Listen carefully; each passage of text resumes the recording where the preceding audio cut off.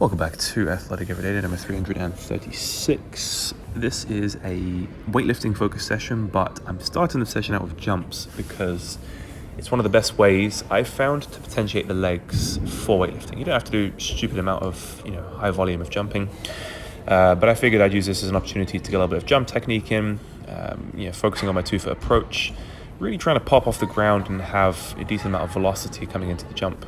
But I also incorporated some non-momentum jumps, or like off-vert, or jumps that don't have any horizontal displacement before the initiation of the jump. So these two boxes together, I believe, are 48 inches, if I'm not mistaken. Again, I'm not jumping my highest at the moment. I think this new training block, my body's still getting adapted to it. My nervous system is still adapting. My sleep is also not the best at the moment. I'm not making excuses, but I'm definitely not jumping my highest at the moment.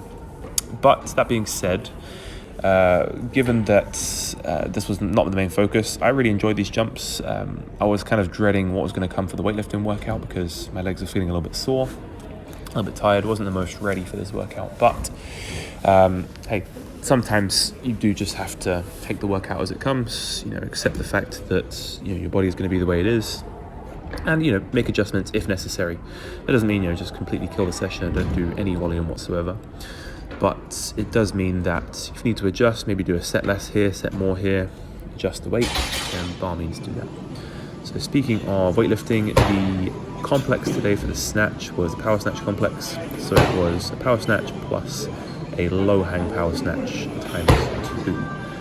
I was a little bit unsure about what weight I would work up to in this, given the soreness in my legs, but usually the first exercise after the jumps feels incredibly snappy.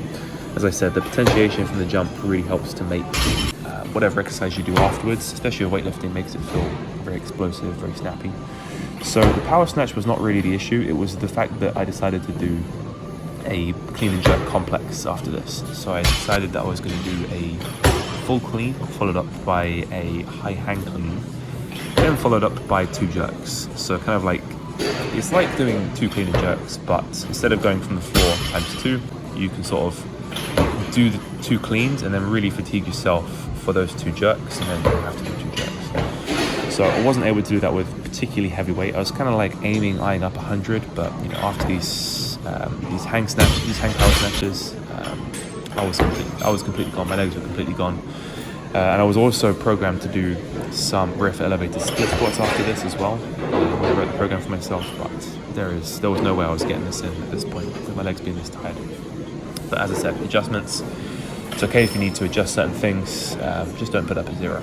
Make sure the session is stimulating and it's not annihilating, and I'm pretty sure I achieved that today with what I was doing here. So the top set on the snatch complex here is 75 kilos. I tend to find that as I get heavier in the weight, I don't jump backwards anywhere near as much. And the form is starting to get a little bit better on power snatch. Not the best in my power snatch at the moment.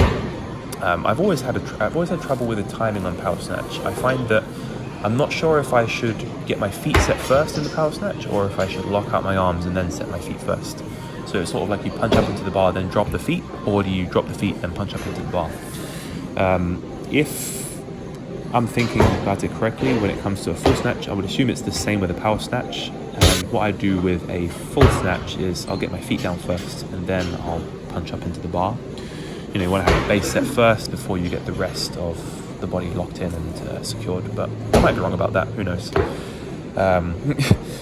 His advice coming from a completely amateur weightlifter. I don't even know if you can call me an amateur weightlifter, with a total of like 220 at the moment. My max.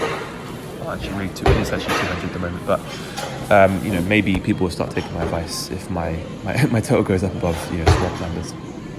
That being said, here are those clean complexes. They're feeling a little bit awkward.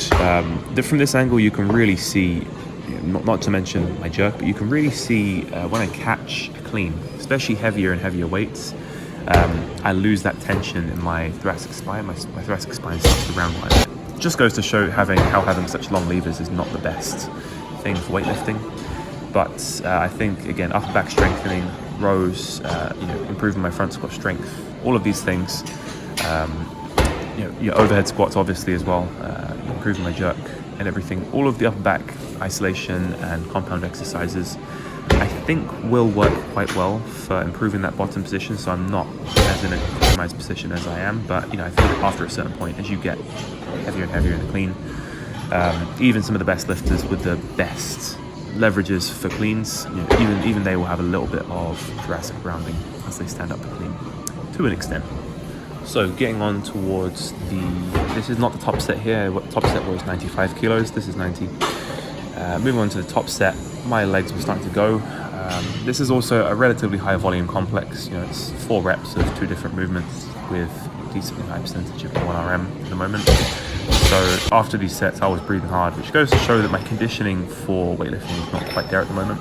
But it will improve as I do more and more of these higher volume weightlifting sessions. Weightlifting focus sessions where I can, in between sets, I can look over my form on the videos, make some adjustments if necessary, if need be, and really just work on the technique, but also just drilling that technique with enough volume and enough reps. So yeah, top set here was 95. I believe I did 2 sets with 95 if I'm not mistaken, and then I was like, okay, that's it. I'm gonna kill it there. This is just enough stimulation, and I don't want to annihilate completely. But as the weeks progress, I should be able to increase the amount of sets that I can do on these workouts. And I think that's just one way to progress: just increase the amount of sets that you do, or increase the rate, decrease the amount of time in between sets. All of this, adjusting the complexes. It's a very flexible style of programming, and I'm definitely enjoying mixing it up like this.